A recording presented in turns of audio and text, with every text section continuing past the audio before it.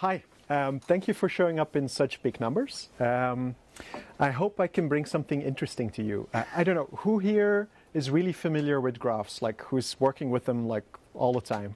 Okay. So there's a lot of people that are just coming to check it out, learn a bit more about graphs, that don't really, that still have to get started? Okay. So especially people that are more experienced, I would love to hear your feedback after this talk, because I'm pulling some rabbits out of my hat, and I myself am not very familiar with graphs. We're kind of exploring what are the possibilities, this talk will be about that exploration that we've been doing. So originally this talk was going to be about putting graph databases into popular open source CMSs. And because that was kind of like the most obvious thing to do. But then we thought a bit more about it, and we came up with two more use cases that I'll shortly talk about also during the talk. And that's why I changed the title to Graph Databases and CMSs rather than Graph Databases in CMSs. First short introduction. I'm Christophe van Tomme. I'm a Belgian, half Hungarian by now, almost, because I run a business in Hungary. We're specialized in developer portals, so we do documentation systems. I roam several open source communities, including Drupal, the developer evangelist Dita is not open source but open standards, and the Write the Docs communities. If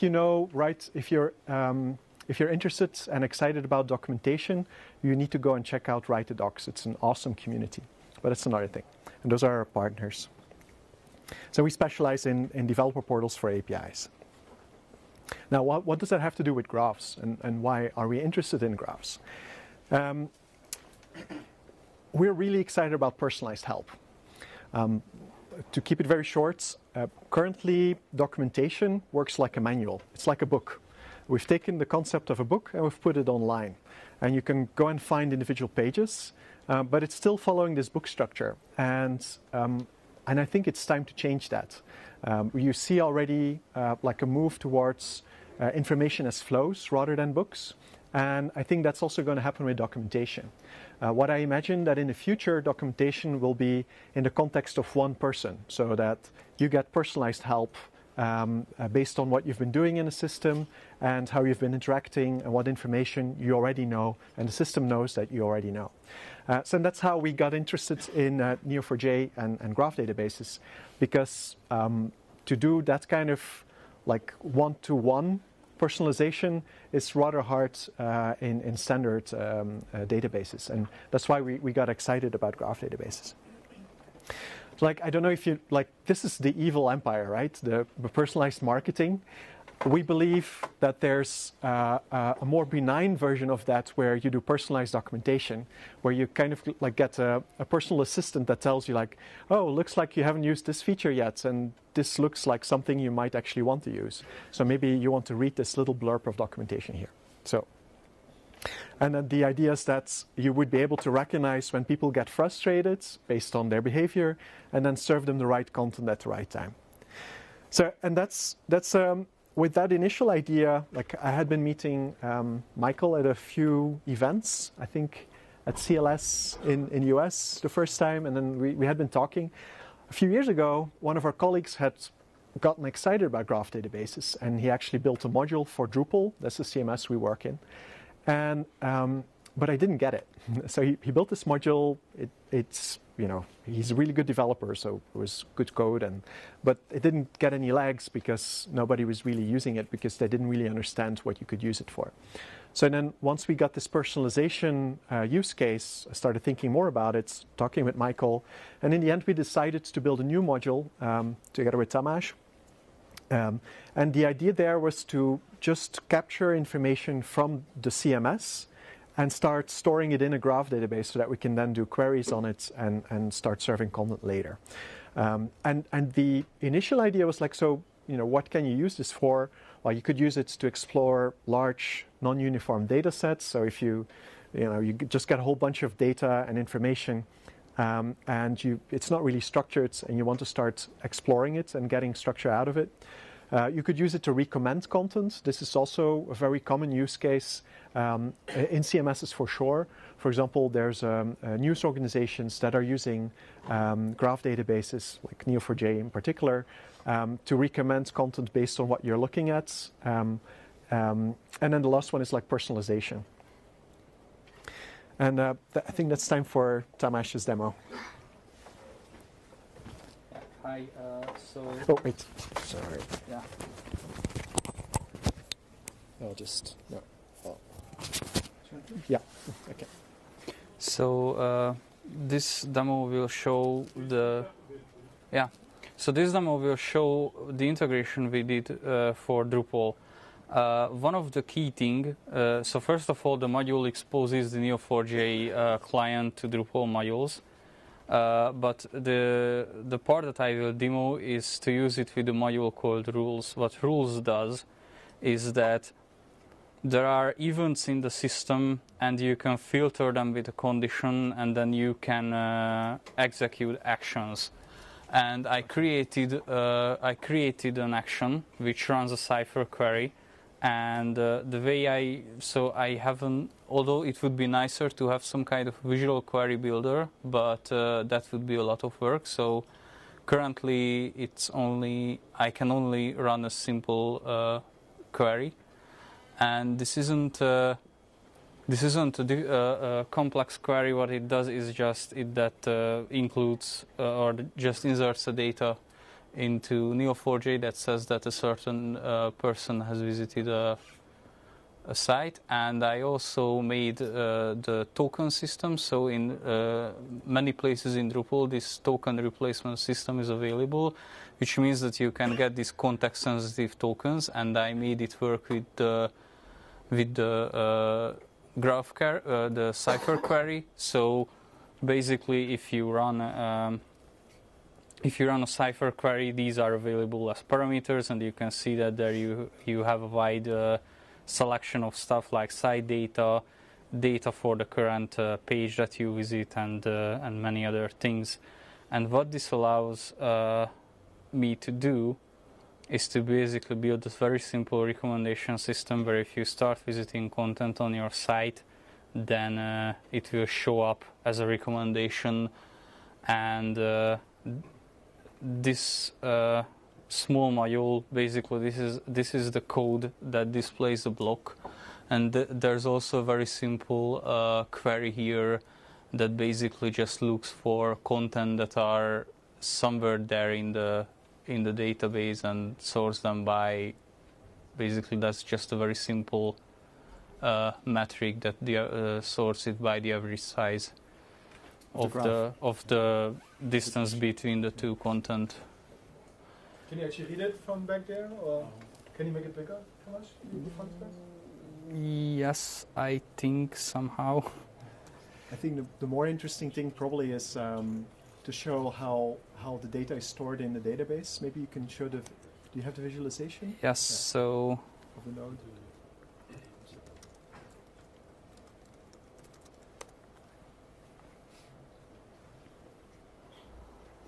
So this is basically the graph.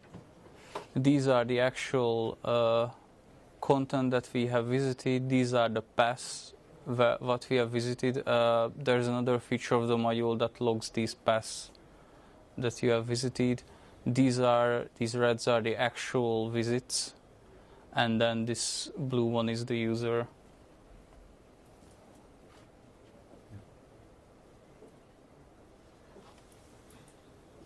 So it's a very, very basic thing, but I guess you see the fantasy of it, of the possibilities. So you can just squirrel away data using all this, all the tokens that are available in Drupal, or well, we're Drupal shop, so Drupal is our thing. But it's so you get all these context things, contextual parameters from the system that you can then add to your graph and do all kinds of magic with, and then run queries and get information to do recommendation, for example. Now, this was our first kind of use case, and this was the thing that was the most obvious. But there's more, and because we were like thinking about this when we were brainstorming about the session. It was like, so, but what could you do if you combine the two technologies? Rather than asking, what if you put a graph inside of a CMS, we asked like, so what can you do when you combine the technologies? One of the first things we thought about was this intersection. It's like putting a graph database as your database for your CMS. But we like immediately rejected that idea because performance-wise, it would probably be rather bad, because also it would require an enormous amount of work to get that done. So we kind of rejected that. The thing we didn't thought about was the other thing. So like putting a graph database inside your CMS. That's what we just showed. But what if you put a CMS as a GUI in front of your graph database? So what if you use the CMS as a tool that helps you to make better graphs? And I'll explain in a moment. So this is one of my spiels that I've done for a lot of APIs.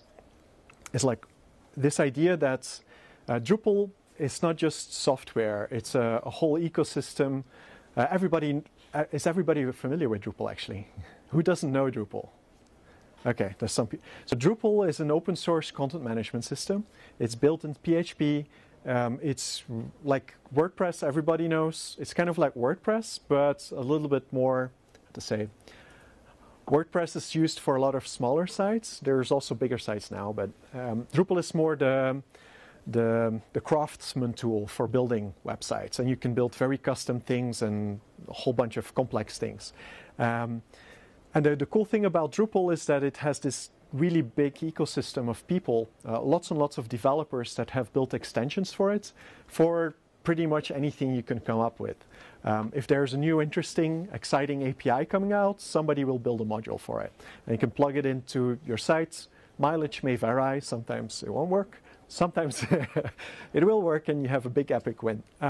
So it allows you to really plug into a whole ecosystem of innovation that expands with a bunch of things. For example, the developer portals that we do, what often happens is that some large corporates, they need some special access permission management. They want single sign-on to some specific software. Very big chance that somebody already built that module and built that connection. And that's kind of a really nice thing. So what would it mean? Like, so if you think a little bit more about it, like if you would use a CMS as a GUI for a graph database, what could that mean? First of all, I think you could use it as a content model builder. So I know that you can build content models in graphs, but the flexibility of graph databases also makes it its weakness, I think, because you're basically, unless you build a UI and you build a structured model where you have to spend quite some time building that model, you can do pretty much anything. And one single typo, and you can have like a different field. That's yeah. Go ahead. Is it content model? Okay. Sorry. Yeah, please do intervene if I'm saying things you don't understand. So content model is the idea that, for example, company name, VAT number, date of foundation, company format, founder, and so on. Those are all fields. Yeah, the schema. Yeah. So content model in CMS speak is the schema that you build up. So and making a structured and enforcing a structured schema, I think, or I imagine, is potentially a problem. I think if you have a very flexible interface. With CMSs, that's not the case, because you just get a form that you have to fill in, and you just fill in the fields, and it's automatically stored in the right place. So, and I'll show you a picture that will make it clearer in a moment. The other thing is reports, views and reports builder. I know that you can get the data out of your database, but then how do you sort it? How do you format it? How do you theme it? Like what design elements do you put to it? How do you share it?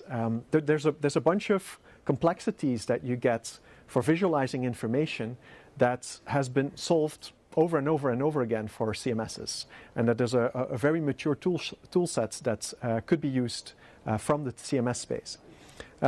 Publishing. do you want to prevent access for specific types of users and for other people not? Like, do you want to limit the access to some online resource where you have your reporting? There's integrations with other third-party services like importing and exporting content. There's this whole space of functionality that's already available in the CMS space that could be plugged into the graph system. So for example, for content model, Drupal core has this fields system where you can just like add a field, and then you just select the type of fields. I know that's not readable, but like you get text and time and whatever, date and a bunch of other things that you can just use this graphical interface for building your content model. Now, I know if you're a developer, you don't need this, but if you're not a developer and you have to interact with a graph database, this potentially, I think, could be very, very valuable. For example, this showcase that's been used over and over again about the Panama Papers, I think that's giving journalists or other people that might not be developers the power to model their information and to enrich the information and start structuring it using these graphical tools that we've already built in the CMS world might be an interesting win. For data exploration, so enriching the data about entities, ensuring completeness, that all the fields are there. That's also something that's is trivial in CMSs. You have to program it in your interface if you want to do that with a graph database, as far as I understand, because things like sending a form to somebody to fill in data that might be missing, or and I think that's what you could do is store some of your information both in your graph database and in your CMS, so that you use your relational database for retrieving like the complete set, and you use the graph database for figuring out what are the links between the different entities. So and this is also another thing, like when you have a system like that, you can evolve your content model just from the interface. So if you want to rename a field, that is possible.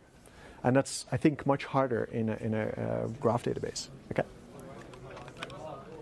So for example, for reporting, what you could do, this is, again, very blurry screenshot of the views module in Drupal. Views is like a graphical interface for building SQL queries in Drupal. And then for massaging it so that it looks the way that you want it to look. So you want it in a table? Do you want it just in a list?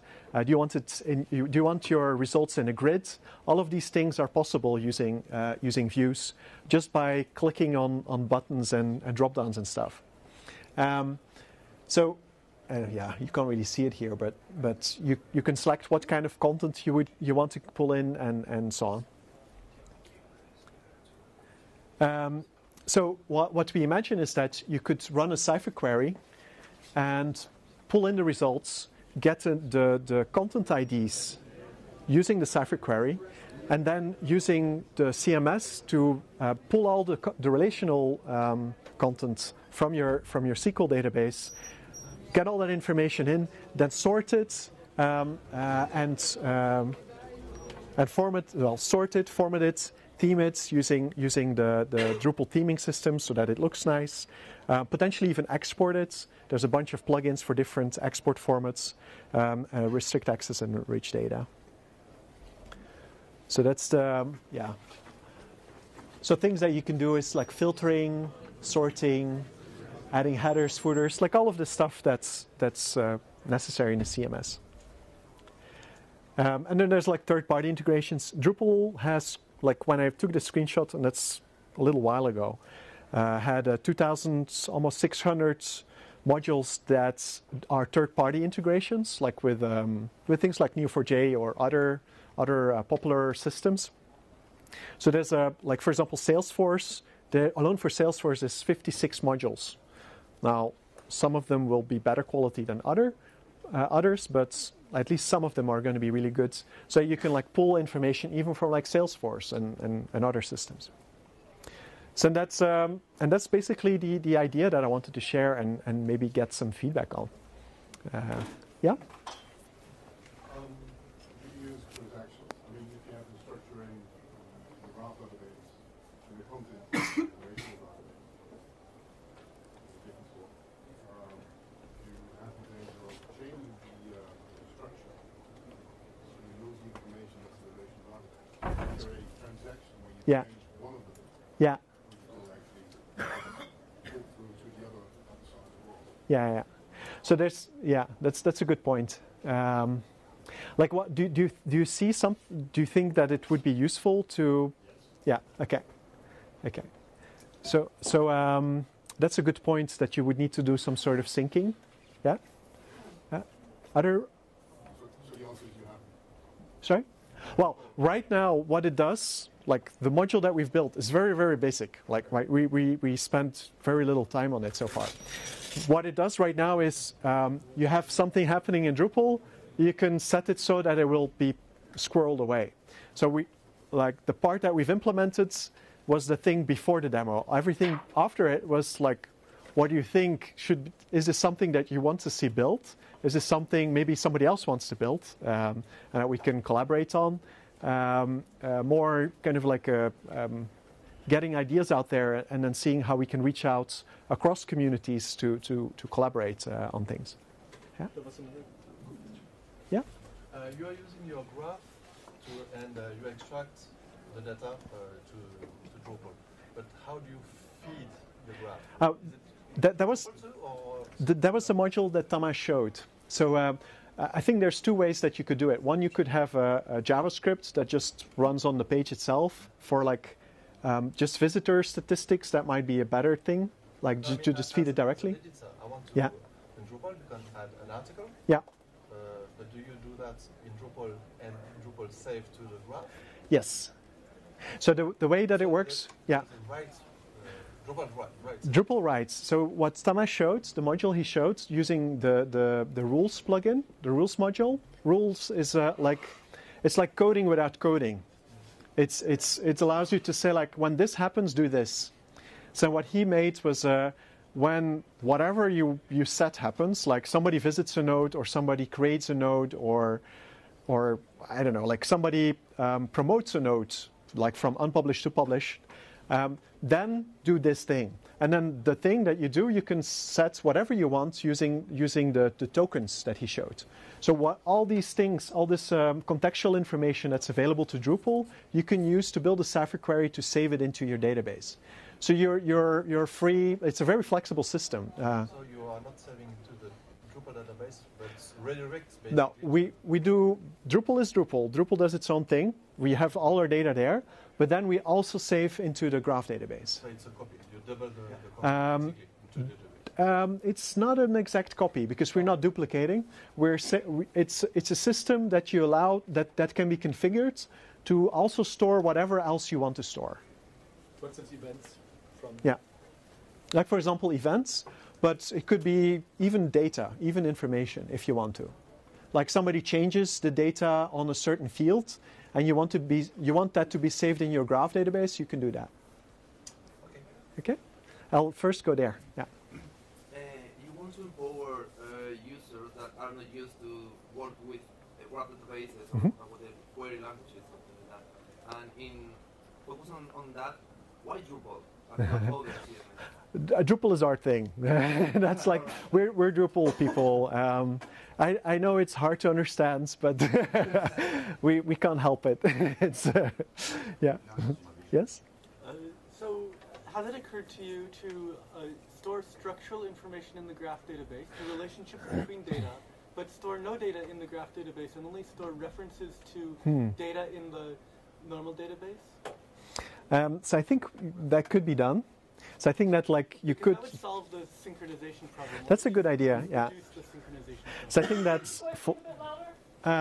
So the question was, have you thought about only storing relations between entities in your graph database and keeping all the fields and the non-relational information in the Drupal database?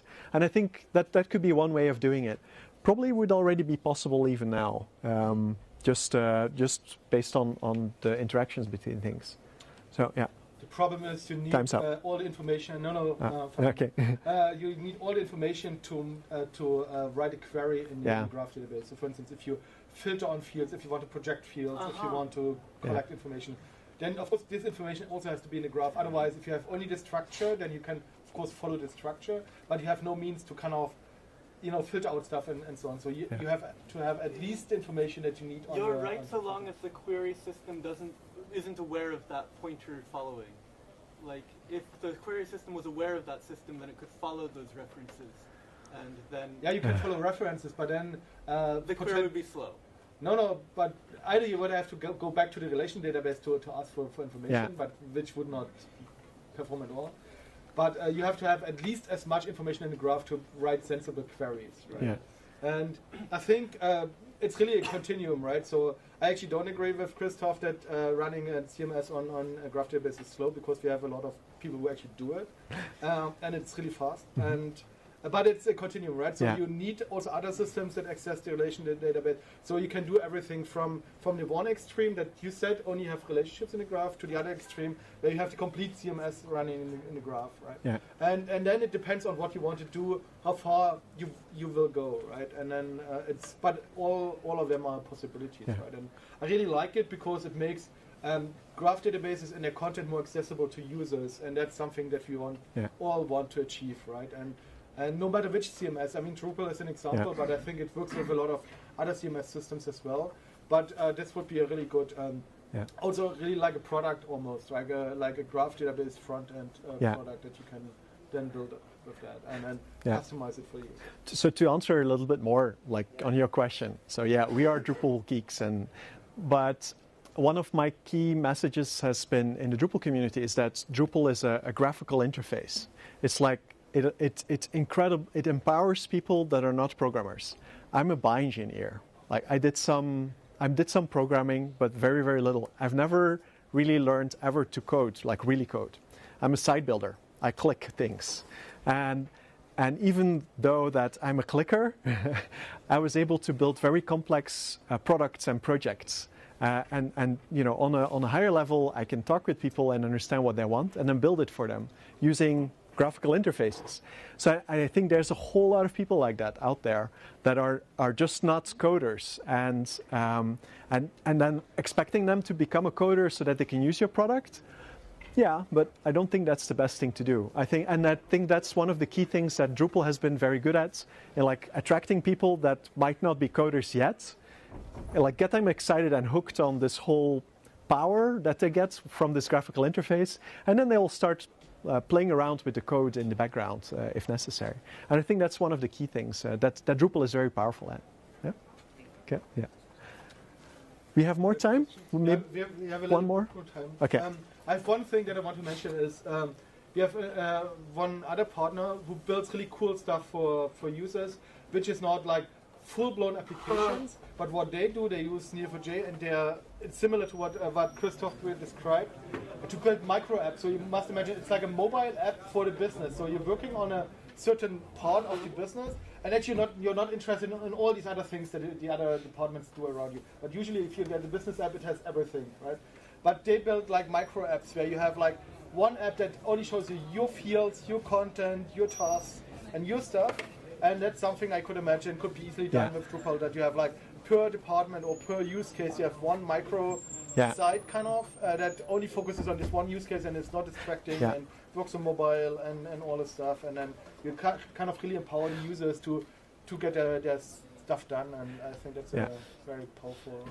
I personally, I was talking about last week with one of our colleagues who's working on marketing to use Neo4j for building like personas of the people that are on our mailing list, and to like enrich that data using the Drupal system.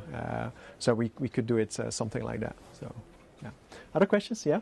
Yeah. So you're fetching lots of this metadata about these hits and things like that, and writing into the graph database. I assume quite quickly you get lots and lots and lots of data in there. Have you guys, do you have this in production? Have you looked at performance? No. Have you benchmarked it to see how it's going to react? Currently, currently this is just proof of concept.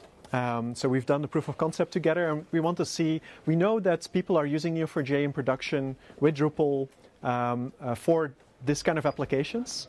We already know for sure that like tracking sessions, like page visits on a highly visited website with millions of hits per, you're going to get in trouble using the PHP system. Just that, because we're using caching so that you wouldn't hit PHP. So there's definitely issues there. But there you could do like a mix with some JavaScript in the front end that then does the writes about visits.